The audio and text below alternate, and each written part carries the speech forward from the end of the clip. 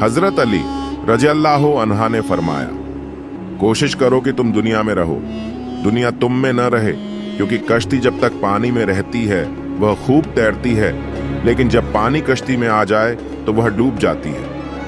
कभी किसी की इस्लाह के लिए अपने आप को मत बिगाड़ो।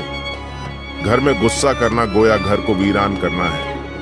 रिज्क के पीछे अपना ईमान मत खराब करो, क्योंकि रिज्क इंसान को ऐसे तलाश करता है जैसे मरने वाले को मौत। अगर तुम उस वक्त मुस्कुराते हो जब तुम पूरी तरह टूट चुके हो, यकीन जानो दुनिया में तुम्हें कभी कोई तोड़ नहीं सकता। खुदा के नजदीक किसी इंसान की इज्जत जितनी ज्यादा होती है, उसका इम्तिहान भी उसी कदर सख्त होता है।